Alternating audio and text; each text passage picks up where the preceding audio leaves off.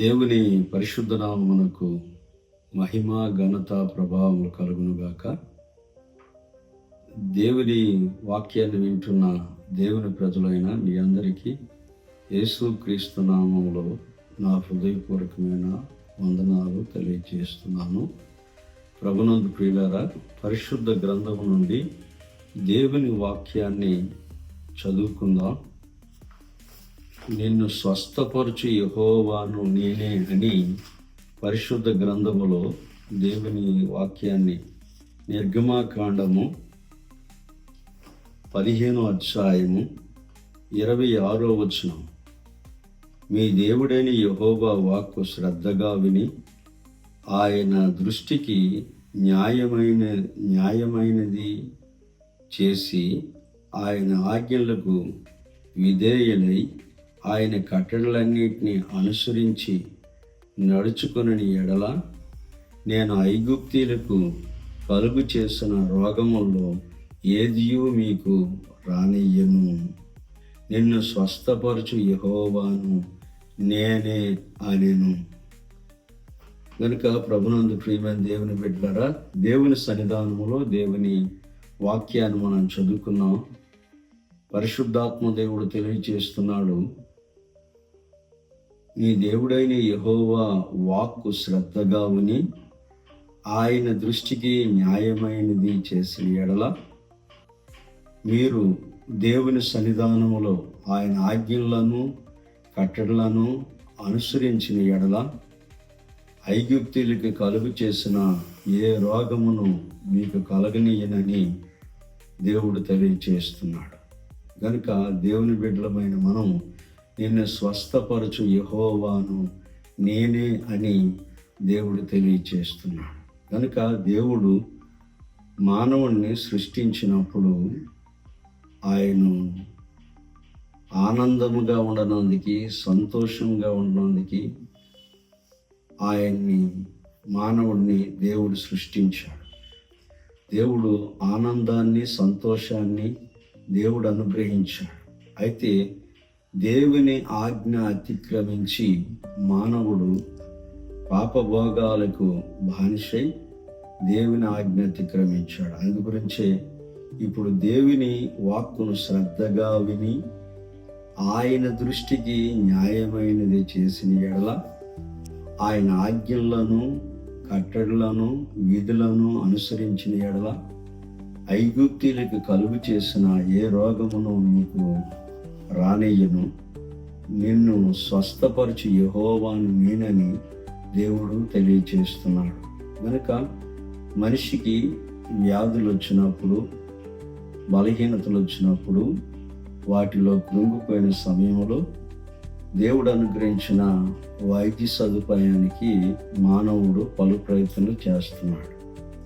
అయితే దేవుని సన్నిధానములో రోగం పోవాలని టెస్టులు చేసుకొని మందులు వాడినప్పుడు ఒక రోగానికి మందులు వాడితే వేరొక రోగము కూడా ఆ మందులు విషపూరితమైన మందులు కాబట్టి వాటి నుండి ఇంక వేరే వ్యాధులు కూడా వచ్చే పరిస్థితులు కూడా, ప్రమాదాలు కూడా ఉన్నట్లుగా దేవుని వాక్యములో మనం చూడగలుగుతున్నాం. కానీ ప్రియులారా, దేవుని సన్నిధానములో మనలను స్వస్థపరచనందుకు దేవుని వాక్యములో మనం చూసినట్లయితే వైద్యుడు, ఈ లోక సంబంధమైన వైద్యుడు ఫీజులు తీసుకుంటారు, టెస్టులు చేస్తారు. కానీ మనలను పుట్టించిన దేవుడు, సర్వలోకాన్ని సృష్టించిన దేవుడు మనకి పోయిన ఆనందాన్ని ఇవ్వనందుకు, సంతోషాన్ని ఇవ్వనందుకు, ఎందుకంటే ఆరోగ్యమే మహాభాగ్యం. ఈ లోక సంబంధమైన భాగ్యాలన్నీ ఉన్నా ఆరోగ్యం లేకపోతే మరి మనిషికి మనశ్శాంతి ఉండదు, కృంగిపోతూ ఉంటాడు. కాబట్టి ఈ వ్యాధి నుంచి విడుదల పొందాలని పలు ప్రయత్నాలు చేస్తున్నావు కదా. అయితే పరమ వైద్యుడైన దేవాతి దేవుడు ఫీజు లేకుంటే ఆయన నీకు వైద్యం చేస్తాడు. కనుక ఆయన చిత్తానుసారంగా ఆయన ఆజ్ఞలను అనుసరించాలి. అంటే ఆయన చెప్పినట్లుగా నువ్వు వినాలి, ఆయన కట్టెలను అనుసరించాలి, ఆయన విధులను అనుసరించాలి, ఆయన వాక్యము శ్రద్ధగా వినాలి. అప్పుడే నీ జీవితంలో నువ్వు చేసిన పాపము నుండి వ్యాధి వస్తుంది. ఆ వ్యాధి ద్వారా మనశ్శాంతి ఉండదు, ఆ వ్యాధి ద్వారా ఆనందం ఉండదు, సంతోషం ఉండదు. కనుక పాపాలను మనం ఒప్పుకున్నప్పుడు మన పాపము నుండి మనం విడుదల పొందుతాం. అందుకే దేవుడు చెప్పిన ఆజ్ఞల ప్రకారం మనం జీవించినప్పుడు, అందుకే దేవుని వాక్యములో నీ పాపము నుంచి నిన్ను విడుదల చేయడానికి నిన్ను పుట్టించిన దేవుడు ఈ లోకానికి వచ్చి నీ వ్యాధి బాధల నుంచి విడిపించడానికి, మన అతిక్రమ క్రియలను బట్టి ఆయన గాయపరచబడ్డాడు, మన దోషములను బట్టి ఆయన నలగొట్టబడ్డాడు, మనకు సమాధానమైన శిక్ష ఆయన మీద పడింది, ఆయన పొందిన దెబ్బల ద్వారా మనకు స్వస్థత ఉన్నదని దేవుని వాక్యంలో చూస్తున్నాం. గనక ప్రియమైన సహోదరి సహోదరుడా, ఉదయకాల సమయంలో దేవుని మాటలు వింటున్నా యెషయా గ్రంథము 53వ అధ్యాయం 5వ వచనంలో మనం చూస్తున్నాం. కనుక మత్తయి సువార్త 11వ అధ్యాయం 28వ వచనం ప్రకారం, ప్రయాసపడి భారం మోస్తున్న సమస్త జనులారా నా యొద్దకు రండి, మీకు విశ్రాంతిని కలుగు చేస్తానని ప్రభువు తెలియజేస్తున్నాడు. నీ అతిక్రమములు, నీ పాపములు, నీవు దేవుని ఆజ్ఞ అతిక్రమించి ఏ విషయంలో నీ పాపమును ఒప్పుకోవాలి. ఎన్ని టెస్టులు చేసుకున్నా, ఎంత డబ్బు ఖర్చు పెట్టినా నీ వ్యాధికి విడుదల కాదు. కానీ నీ దేవుని ఆజ్ఞ అతిక్రమించి చేసిన తప్పుదములు దేవుడి సన్నిధానంలో ఒప్పుకున్నప్పుడు యేసు క్రీస్తు రక్తము ప్రతి పాపము నుండి నీ విడుదల కలుగు చేస్తుంది. నీ వ్యాధి బాధలు విడిపించినందుకే నీ అతిక్రమలు దాచిపెట్టేవాడు వర్ధిల్లడు, వాటిని ఒప్పుకున్నవాడు దేవుని కనికారం పొందుతాడని దేవుని వాక్యములో చూస్తున్నాం. కాబట్టి ఈ సహోదరి సహోదరుడా, నీకు తెలియక చేసిన ఏ పాపాన్నైనా ప్రభు సన్నిధానం, దేవా నీ ఆజ్ఞ అతిక్రమించాను, నా జ్ఞానాన్ని బట్టు, నా శరీర బలాన్ని బట్టు, నా డబ్బును బట్టు నేను పైకి భక్తుడినే కానీ నా తప్పిదములు ఉన్నాయి, నన్ను క్షమించు నాయనా అని ప్రభు సన్నిధానములో ప్రార్థన చేసినప్పుడు దేవుడు తప్పకుండా క్షమిస్తాడు.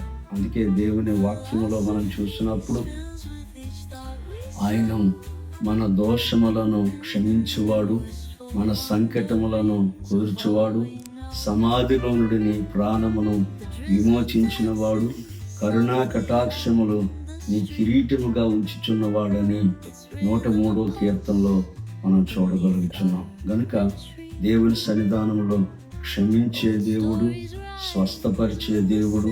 ఆయన ఆజ్ఞలను అనుసరించినప్పుడు, నీ తప్పుదములను ఒప్పుకున్నప్పుడు యేసు క్రీస్తు రక్తము ప్రతి పాపము నుండి నేను పవిత్రపరుస్తుందని దేవుని వాక్యములో మనం చూడగలుగుతున్నాం. కనుక ప్రియమైన సహోదరి సహోదరుడా, ఈ యొక్క ఉదయకాల సమయంలో దేవుని మాటలు వింటున్న నీవు సంపూర్ణమైన స్వస్థత పొందాలంటే దేవుని మాటలు, దేవుని వాక్యం శ్రద్ధగా వినాలి.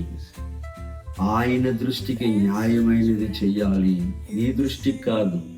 ఒకరి మార్గము వాని దృష్టికి మంచిదిగా కనబడవచ్చు, కానీ తొదకి అది మరణకరమునకు నడిపించునని దేవుని వాక్యములో చూస్తున్నాం.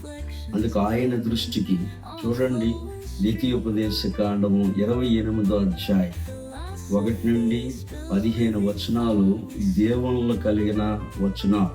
అంటే దేవుని వాక్యాన్ని శ్రద్ధగా వింటే నిన్ను, నీ కుటుంబాన్ని ఆశీర్వదిస్తానని దేవుడు చెప్పాడు. కనుక దేవుని ఆజ్ఞ అతిక్రమిస్తే 16వ వచనం నుండి 68 వచనాల వరకు కూడా అనేకమైనటువంటి వ్యాధి బాధలు ఉన్నట్లుగా దేవుని వాక్యములో ఉన్నాయి. కనుక దేవుని వాక్యాన్ని శ్రద్ధగా వినండి, ఆయన దృష్టికి న్యాయమైన చెయ్యండి. ఆయన ఆజ్ఞలు, కట్టడలు, విధులను అనుసరించినప్పుడు యేసు నిన్ను రక్షించినందుకు వచ్చాడు, నిన్ను స్వస్థపరచినందుకు వచ్చాడు. కనుక దేవుని సన్నిధానంలో వైద్యులకి అసాధ్యమైనటువంటి వ్యాధులన్నిటి నుంచి కూడా దేవుడు విడిపిస్తాడు. చూడండి, దేవుని సన్నిధానంలో వైద్యులే ద్వారా స్వస్థత పొందుతుంది అని చాలాసార్లు మనం అనుకుంటుంటాం కదా. కానీ 12 సంవత్సరాలు రక్తస్రావం కలిగిన రోగి అనేక మంది వైద్యుల దగ్గరికి వెళ్ళి తిప్పలాట్ల పడింది, కానీ తనకున్నదంతా వ్యాయపరుచుకుంది, కానీ మరింత సంకటము పడినట్లుగా దేవుని వాక్యములో చూస్తున్నాం. కానీ యేసయ్య వస్త్రపు సంఖ్య ముట్టినప్పుడు ఆమె రక్తధార కట్టింది, ఆమె సంపూర్ణమైన స్వస్థత పొందింది. ఎందుకంటే ఆమె వ్యాధి నిమిత్తము యేసయ్య ఆమెకి సమాధానమైన శిక్ష సిలువలో పొందాడు కాబట్టి, ఆయన పవిత్ర రక్తములో ఆమె కడగబడింది కాబట్టి, ఆ వస్త్రపు సంఖ్య ఆయన వాక్యం విన్నది కాబట్టి, నమ్మికుంచింది కాబట్టి సంపూర్ణమైన స్వస్థత పొందింది. కనుక దేవుని సన్నిధానంలో అనేకమైనటువంటి కార్యాలు, కుంటివారికి కళ్ళను దేవుడిచ్చాడు, కుంటివారికి నడకను దేవుడిచ్చాడు, చెవిటి వారికి వినికిని దేవుడిచ్చాడు.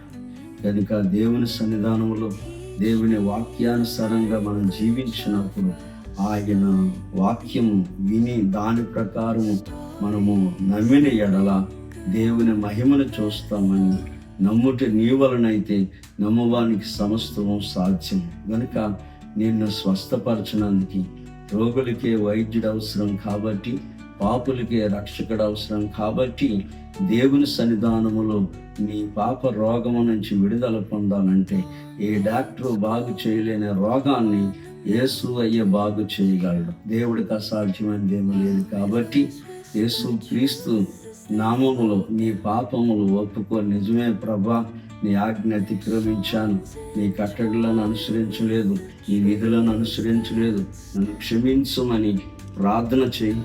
తప్పకుండా దేవుడు క్షమించే దేవుడు, ప్రేమించే దేవుడు, స్వస్థపరిచే దేవుడు.